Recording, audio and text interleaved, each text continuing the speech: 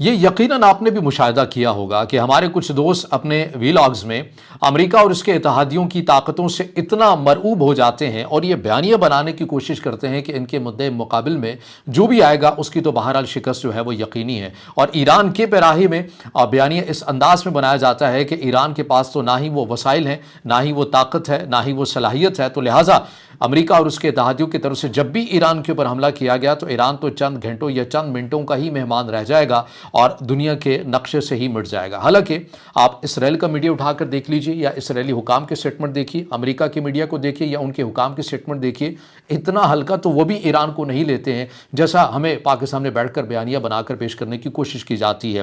اب آپ رشیا کی جو ڈیفنس منسٹری ہے ان کے سٹیٹمنٹ سے آپ اندازہ لگائیے کہ جو بیان سامنے آیا ہے اس کے مطابق بتایا گیا کہ اگر امریکہ کی طرف سے ایران کے گورنمنٹ آفیشل کو نشانہ بنایا جاتا ہے تو ایران کے پاس یہ صلاحیت ہے کہ وہ پینٹاگون اور وائٹ ہاؤس کو نشانہ بنا سکتا ہے۔ اس سے کیا مراد لیا جائے؟ کیا ایران کے پاس ICBM آگے ہیں، یعنی کہ انٹر کانٹیننٹل بیلسٹک میزائل آ چکے ہیں؟ کیونکہ ابھی دنیا کے سامنے کوئی ثبوت نہیں ہے، لیکن بہرحال ایک بڑے ملک کی طرف سے ایک غیر معمولی جو بیان ہے ان کی اہم منسٹری کی طرف سے یہ سامنے آیا ہے، اسے بھی ہلکا نہیں لینا چاہیے۔ چلیے آپ یہ کہہ سکتے ہیں کہ رشیا اور ایران کے تعلقات اچھے ہیں، ایک پروپیگنڈا مہم کے تحت ایسا بیان جان بوجھ کر دیا ہو تاکہ مخالفین کے اوپر ایک رعب اور دبدبہ ایران کا بیٹھ سکے، لیکن جو اسرائیل کا چینل ہے، چینل 13 جو وہ رپورٹ کر رہا ہے، کیا اسے بھی مبالغہ سمجھیں؟ اور پھر امریکی جو حکام ہے بالخصوص مارکو روبیو، ان کی جو سٹیٹمنٹ ہمارے سامنے آتی ہے کہ امریکہ بخوبی جانتا ہے کہ اگر وہ ایران کے اوپر حملہ کرتا ہے تو ایران کے میزائلوں کے نشانے پر ہمارے 30,000 فوجی آ جائیں گے جو کہ اسی خطے کے اندر موجود ہیں۔ یہ بیانیہ کیوں بنایا جا رہا ہے؟ ایران امریکہ کشیدگی سے متعلق پچھلے 24 گھنٹوں کے اندر کیا کچھ اپڈیٹس ہوئی ہیں، یہ تمام تفصیلات آپ کے سامنے رکھیں گے۔ السلام علیکم، آج تاریخ 30 جنوری 2026 اور میں ہوں رضا عباس۔ آپ سے درخواست کے ویڈیو کو لائک اور چینل کو سبسکرائب ضرور کیجیے گا۔ دیکھیے، ایران اسرائیل کی 12 روزہ جنگ کے دوران ایسی بہت سی کمزوریاں ایران نے خود بھی مشاہدہ کی،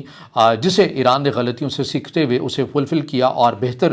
جو اپنی حکمت عملی تھی اس کے اوپر اپنانے کے حوالے سے کام بھی کیا۔ اس میں جو سب سے پہلے مین بات، ایسا جو خطرہ تھا جو ایران کی قیادت ہے انہوں نے فوری طور کے پر بھانپ لیا، اور وہ تھا سیٹلائٹ کا نظام۔ آپ کو یہ معلوم ہوگا کہ ایران کے اندر جو انٹرنیٹ سروسز استعمال کی جاتی ہیں لوگوں کی نقل و حرکت کے لیے، یا حتیٰ کہ ایران کے عسکری اداروں کی موومنٹ کے لیے بھی تمام تر جو چیزوں کو استعمال کیا جاتا تھا یا جس سیٹلائٹ سے تعاون لیا جاتا تھا وہ ایران کا امریکہ کا جو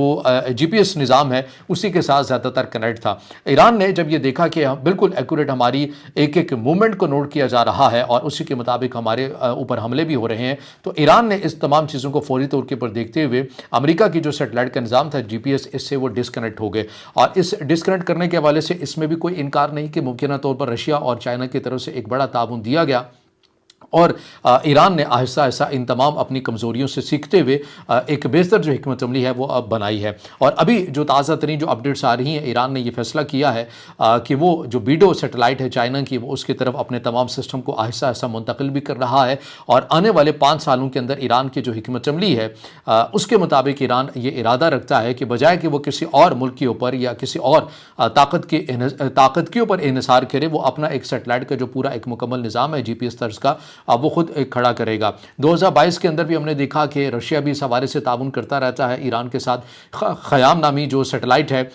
جو کہ جس سے متعلق بتایا یہ جاتا ہے کہ اسرائیل اور خلیج میں نگرانی کرنے کے لیے رشیا کے تعاون سے ایران نے سیٹلائٹ کے اندر بھیجا ہے۔ تو ایسے متعدد پروگرام ہیں جو ایران چلاتا ہوا بھی نظر آ رہا ہے، لیکن مکمل ایک فعال نظام بنانے کے اندر ظاہر ہے یہ بڑا ایک پیچیدہ قسم کا سسٹم ہوتا ہے، جسے بنانے میں ایران نے اپنے اس عزم کا ارادہ کیا ہے کہ وہ آنے والے 5 سالوں کے اندر اپنا جو پورا سسٹم ہے اس کو بنا لے گا۔ لیکن ابھی فی الوقت جو ہے بیڈو، یہ وہی بیڈو سیٹلائٹ ہے جس کے اوپر پاکستان بھی اسی کے اوپر ہی ریلائی کرتا ہے، اور پاکستان انڈیا جنگ کے اندر بھی ہم نے دیکھا کہ اس سیٹلائٹ نے پاکستان کو یا پاکستان کے لیے ایک بڑا کلیدی کردار بھی ادا کیا، اور ریئل ٹائم کا جو ڈیٹا شیئرنگ ہے وہ بھی پاکستان کو کسی حد تک جو ہے اسی سیٹلائٹ کی مدد سے چائنا جو ہے وہ پرووائڈ بھی کرتا رہا، خود انڈین اس بات کی تصدیق بھی کرتے ہیں۔ تو ابھی کیا ہوا ہے ایگزیکٹلی؟ ابھی بتایا جا رہا ہے، کچھ جو تجزیہ میں پڑھ رہا تھا اس میں بتایا جا رہا ہے کہ اگر امریکہ اور امریکہ کے اتحادی ہچکچا رہے ہیں ایران پر حملے سے متعلق، تو اس کی ایک بہت بڑی وجہ یہ بھی ہے کہ جو چائنا اور رشیا، ایسا لگتا ہے کہ ریئل ٹائم کا جو ڈیٹا ہے وہ ایران کے ساتھ شیئر بھی کر رہے ہیں، اور جنگ کے دنوں کے اندر اس کی شدت جو ہے وہ زیادہ بھی ہو سکتی ہے، جو کہ امریکہ اور اس کے اتحادیوں کے لیے ایک بہت بڑی الارمنگ صورتحال جو ہے وہ بھی بن سکتی ہے۔ اس کے ساتھ ساتھ ہم نے میں یہاں پر اس سے پہلے کہ مشکوں والی بات کروں، 2025 کے اندر آپ نے یقیناً امریکہ کی محکمہ خارجہ کی رپورٹ پڑھی ہوگی، اور امریکہ کی طرف سے جو چائنا کی چینگ گوانگ سیٹلائٹ ٹیکنالوجی، یہ چائنا کی ایک کمپنی ہے، اس کے اوپر پابندیاں لگائی گئی تھیں۔ آپ کو پتہ ہے کہ یہ پابندیاں کس لیے لگائی گئی تھیں؟ یہ پابندیاں اس لیے لگائی گئی تھیں کہ اس کے اوپر امریکہ کی طرف سے یہ الزام لگایا گیا تھا کہ یمن کے حوثیوں نے جو امریکہ کے بحری بیڑوں کو نشانہ بنایا ہے، اور ان حملوں کے لیے جتنی بھی سیٹلائٹ تعاون تھا وہ چائنا جو ہے وہ یمن کے حوثیوں کو دیتا رہا ہے، اور یہی وہ خدشہ جو ہے امریکہ کو اب بھی لاحق ہے کہ کہیں ایسا نہ ہو کہ ریئل ٹائم کا جو ڈیٹا ہے چائنا جو ہے وہ ایران کو فراہم نہ کرتا رہے۔ اور ہم نے آپ کو پہلے بھی بتایا تھا کہ چائنا اور رشین حکام کی ملاقات اور ٹیلی فونک گفتگو بھی ہوئی ہے، اور اس گفتگو کے اندر خالصتاً جو ایجنڈا تھا وہ ایران سے متعلق تھا۔ تو ابھی ہم نے کل والے ولاگ کے اندر جس خواہش کا اظہار بھی کیا تھا کہ ہماری یہ خواہش ہے کہ جہاں پر مسلم ممالک سفارتی سطح کے پر کوشش کر رہے ہیں کہ مڈل ایسٹ کے اندر ایسی جنگ نہ ہو، تو وہیں پر کیا ہی اچھا ہو کہ سفارتی میدان ٹھیک ہے، ہر میدان کے اندر ایکٹیو ہونا چاہیے، لیکن جب آپ کے اوپر کوئی جنگ مسلط کر رہا ہو تو اس وقت سفارتی سطح سے ہٹ کر عملی طور کے اوپر کچھ کر کے دکھانے کی کوشش کی جانی چاہیے، لیکن اس کی ہمیں کمی نظر آتی ہے۔ تو ہم نے اس خواہش کا اظہار کیا تھا کہ کیا ہی اچھا ہو کہ تمام مسلم ممالک مل کر ایران کے ساتھ بڑے پیمانے کے اوپر فوجی مشقوں کا اعلان کر دیں، اور ان مشقوں کے اندر انہوں نے ظاہر کرنا کچھ بھی نہیں ہے، لیکن امریکہ اور اس کے اتحادیوں کے لیے یہ عالمی طاقتوں کے لیے ایک بہت بڑا پیغام ہوگا۔ مسلم ممالک نے تو یہ اعلان نہیں کیا، لیکن البتہ چائنا اور رشیا کی طرف سے یہ اعلان کر دیا گیا ہے کہ وہ امریکہ ایران کے ساتھ مل کر ایک بڑے پیمانے کے اوپر مشقیں کرنے جا رہے ہیں، اور یہ عین اس جگہ کے اوپر بات کی جا رہی ہے، عمان سی کے اوپر یا گلف آف عمان والی سائڈ کے اوپر، جہاں پر امریکہ کا جو قابل فخر بحری بیڑا ہے ابراہم لنکن، وہ کہیں نہ کہیں اس کے قریب جو ہے ان مشقوں کا اعلان بھی کر دیا گیا ہے۔ یہ اٹ سیلف امریکہ اور اس کے اتحادیوں کے لیے ایک بہت بڑا پیغام بھی ہے۔ اس کے علاوہ تسنیم نیوز ایجنسی کی اگر ہم بات کریں تو 9 جنوری 2026 کو تسنیم نیوز ایجنسی کی طرف سے یہ دعویٰ کیا گیا کہ رشیا کا جو اسکندر میزائل ہے، رشیا کو بھی اپنی اس ٹیکنالوجی کے اوپر بڑا ناز ہے تو یہ SRBM ہے، یعنی کہ شارٹ رینج بیلسٹک میزائل ہے، جس کی رینج زیادہ سے زیادہ 500 کلومیٹر بتائی جاتی ہے۔ یہ جو اسکندر میزائل ہے یہ بھی ایران پہنچا دیا گیا ہے۔ تسنیم نیوز ایجنسی، یہ آپ کو معلوم ہونا چاہیے کہ ایران کی جو فورس ہے پاسداران انقلاب جو پوری ریاست کا نظام سنبھالتی ہے، یہ اس کا ایک قریب نیوز ایجنسی سمجھی جاتی ہے، اور پھر فارس نیوز کی طرف سے بھی یہ جو دعویٰ ہے یہ سامنے آیا۔ البتہ اگر آپ رشین حکام کی سائٹ پہ دیکھتے ہیں تو اس معاملے کے اوپر کوئی لب کشائی یا کوئی خبر یا کوئی رپورٹ آپ نہیں دیکھتے ہیں، لیکن تسنیم نیوز ایجنسی کی طرف سے ایسا جو دعویٰ ہے وہ کیا گیا۔ اب آ جائیے اس خبر کے اوپر جس کا ذکر میں نے ابتدا کے اندر کیا کہ اسرائیل کا جو چینل ہے، چینل 13، وہ کیا رپورٹ کر رہا ہے، اور اس رپورٹ کے اندر کیا کچھ کہا گیا ہے، اور اس رپورٹ کے اوپر جو ماہرین تجزیہ کار ہے، مختصر سا تجزیہ میں نے اوپن انٹر سورس سے بھی لیا ہے، اور وہ بھی میں نے آپ کے سامنے منو اند رکھنا ہے۔ دیکھیے جو چینل 13 ہے وہ یہ رپورٹ کرتا ہے کہ ایران کے میزائل سسٹم کے متعلق ایک حیران کن رپورٹ سامنے آئی ہے کہ اسرائیلی چینل 13 نے یہ رپورٹ کیا کہ ایرانی بیلسٹک میزائلوں کی تعداد اسی سطح پر واپس آ گئی ہے جو آپریشن رائزنگ لائن سے پہلے کی تھی۔ آپریشن رائزنگ لائن سے پہلے ایران کے پاس بیلسٹک میزائل کا جو ذخیرہ تھا وہ خطے میں سب سے بڑا تھا، یعنی ایران کے اندر سب سے بڑا نہیں تھا، پورے خطے کے اندر، پورے مڈل ایسٹ کے اندر اگر کسی کے پاس زیادہ میزائل تھے وہ ایران تھا، اور ابھی اس نے اپنی وہ صلاحیت دوبارہ حاصل کر لی ہے۔ یہ کون کہہ رہا ہے؟ یہ رشیا کا میڈیا نہیں کہہ رہا، یہ چائنا کا میڈیا نہیں کہہ رہا، یہ سعودی عرب کا میڈیا نہیں کہہ رہا، یہ اسرائیل کا میڈیا کہہ رہا ہے۔ پھر اس میں مزید اس رپورٹ کے اندر بتایا جاتا ہے کہ اس کی جو تعداد ہے وہ 3000 سے 3500 کے قریب بتائی جاتی تھی جب ایران اسرائیل کی 12 روزہ جنگ نہیں ہوئی تھی، تب کے جو نمبر ہیں وہ 3000 سے 3500 تک ایران کے پاس بیلسٹک میزائل تھے، اور ابھی جو بتایا جا رہا ہے کہ ایران نے دوبارہ یہ جو نمبرز ہیں یہ حاصل کر لیے ہیں، اور یہ اس لیے بھی ایک الارمنگ ہے کیونکہ آپ کو پتہ ہے کہ جون 2025 میں ہی تو یہ جنگ ہوئی تھی، اور اس کے بعد ابھی غالباً ظاہر سال بھی نہیں گزرا، اور اس کے اندر ایک محتاط اندازے کے مطابق ایران کی طرف سے 550 سے زائد جو میزائل ہیں ان کا استعمال کیا گیا تھا، اور اس کے علاوہ 1000 یا اس سے زائد کا جو نمبرز ہے یا متعدد ایسے جو میزائل ہیں ان کے ضائع ہونے کی بھی اطلاعات آئی تھی، اور یہ امید ظاہر کی جا رہی تھی کہ جو بیلسٹک میزائل ہیں یہ ان کو ایک کافی شدید دھچکا پہنچا ہے، اور ایران کے اس 12 روزہ جنگ کے دوران بڑی حد تک ضائع ہو چکے ہیں۔ لیکن اب اسرائیل کا میڈیا یہ رپورٹ کر رہا ہے کہ ایران نے دوبارہ وہی نمبر حاصل کر لیے ہیں، اور یہ تبھی ممکن ہوا ہے کہ اس نے پورے 7 کے 7 دن جو ہے وہ 24 گھنٹے ان کی میزائل فیکٹریز نے، ان کی پروڈکشن نے بہت تیزی کے ساتھ کام کیا، اور آپ کو یاد بھی ہوگا کہ اس کے اندر ایرانی فورسز حکام کی طرف سے یہ بھی کہا گیا تھا کہ یہ جو لوگ سوچ رہے ہیں ہم سے متعلق کہ ہم نے اپنے میزائل پروگرام یا بیلسٹک میزائل کی پروڈکشن کو روک دیا ہے، ہم انہیں یہ یقین کرانا چاہتے ہیں کہ ہم نے ایک لمحے اور ایک سیکنڈ کے لیے بھی ان میزائل کی پروڈکشن کو نہیں روکا۔ اور اب خود اسرائیل کا میڈیا جو چینل ہے 13 جو چینل ہے وہ خود اس بات کی تصدیق کر رہا ہے کہ ایران نے اپنی وہ دوبارہ جو صلاحیت ہے وہ حاصل کر لی ہے۔ اب اس کے اوپر جو تجزیہ کار ہیں، ماہرین کیا کہتے ہیں کہ اتنی جلدی جو پروڈکشن ہے کیا یہ ممکن تھی؟ یہ جو سوال ہے یہ بہت کیا گیا۔ اس سوال کے جواب میں جو ماہرین ہیں، جو دفاعی ایکسپرٹ ہیں، وہ کیا کہتے ہیں اب سنتے جائیے۔ یہ تجزیہ میرا نہیں ہے بلکہ یہ کچھ ماہرین کا ہے جو میں آپ کے سامنے پڑھ رہا ہوں۔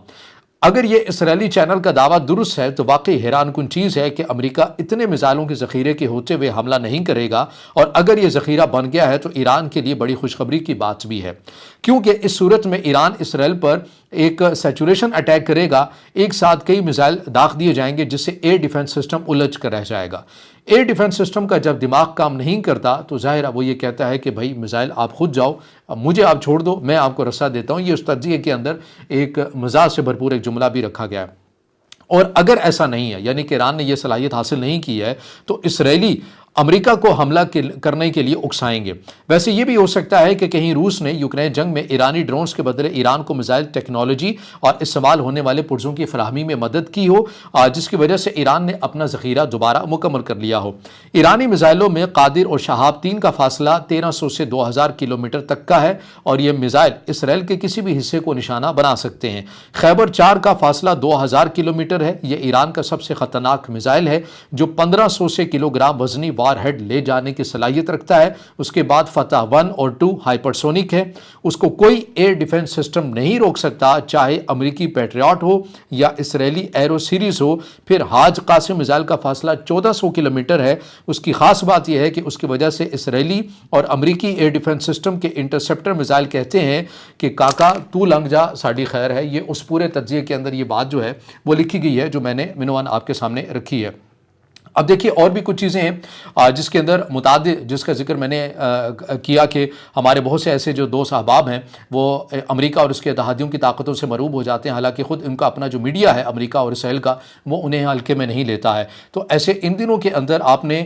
بہت سے آرٹیکلز خود بھی مشاہدہ کیے ہوں گے جس میں امریکہ اور ان کے اتحادیوں کو، بالخصوص امریکہ کو مخاطب کر کے کہا گیا ہے کہ آپ ایران کے ساتھ جنگ نہ چھڑیں ورنہ یہ پورے خطے کو لپیٹ میں لے لے گی، اور امریکہ ایک ایسی جنگ کے اندر داخل ہو جائے گا جو کل کو امریکہ کے لیے ایک بہت بڑا دردِ سر بن سکتا ہے۔ میں ان کی ڈیٹیلز تو نہیں، لیکن میں ان کے نام فی الحال جو ہے وہ آپ کے سامنے رکھ دیتا ہوں۔ اس کے اندر HI سٹن ہے، یہ نیول وارفیئر ایکسپرٹ ہیں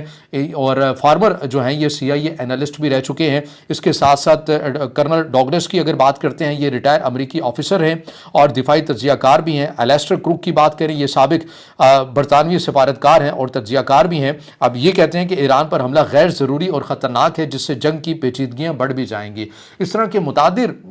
جو تواتر کے ساتھ تجزیے ہیں یہ خود امریکی میڈیا کے اندر، مغربی دنیا کے اندر لکھے جا رہے ہیں، لیکن یہاں پر ہمیں یہ بتانے کی کوشش کی جا رہی ہے کہ ایران کے پاس ایسی کوئی صلاحیت ہی نہیں ہے کہ وہ امریکہ اور اس کے اتحادیوں کے سامنے ٹک سکے۔ اور میں ہمیشہ اس بات کو کہتا ہوں، ویڈیو کے اختتام پر پھر اس کی تکرار کر دیتا ہوں کہ اگر ایران اتنا ہی آسان لقمہ ہوتا تو بڑی طاقتیں ابھی تک اس کو تقسیم کر چکی ہوتی۔ یہ میں نے کنٹرول کی بات کیوں نہیں کی، کیونکہ ایران سے متعلق ہمیشہ سے یہی ایک پالیسی رہی ہے، کیونکہ ایران ایک بہت بڑا ملک ہے تو پورے ملک کے اندر اپنا کنٹرول سنبھالنا مشکل ہوتا ہے، تو اس لیے ایران کو ایسا ایک بے ہنگم قسم کا ملک بنا دیا جائے جہاں پر مسلسل عدم استحکام ہو، جہاں پر کوئی ایک ریاستی ڈھانچہ موجود نہ ہو بلکہ مختلف حصوں کے اندر تقسیم ہو اور ہر جگہ کے اوپر ایک نئی حکومت ہو۔ اور یہی وہ نظام ہے اور یہی وہ منصوبہ ہے ایران سے متعلق جو عالمی طاقتوں کو سوٹ کرتا ہے، لیکن ابھی تک وہ بنتا ہوا فی الحال ہمیں نظر نہیں آ رہا ہے۔ تو یہ تمام تر وہ اپڈیٹس ہیں، چیزیں جو میں نے آپ کے سامنے رکھی ہیں۔ اور آخر میں ایک جو موساد کے چیف ہیں انہوں نے بھی ایک ہنگامی دورہ کیا تھا امریکی حکام سے، اور انہوں نے بھی کچھ اطلاعات اور کچھ چیزیں جو ہیں وہ پہنچائی ہیں امریکہ میں۔ اب دیکھنا یہ ہے کہ آنے والے دنوں کے اندر مڈل ایسٹ کی جو صورتحال ہے وہ کیا رخ اختیار کرتی ہے۔ اس سے متعلق جو بھی اپڈیٹس ہوں گی آپ کے سامنے رکھیں گے۔ اس سے جڑا آپ کا کوئی سوال ہو یا رائے ہو تو ضرور کمنٹ میں اظہار خیال کیجیے گا، ویڈیو کو لائک کیجیے گا، دوستوں کے ساتھ شیئر کیجیے گا، اور اس چینل کو زیادہ سے زیادہ سبسکرائب بھی۔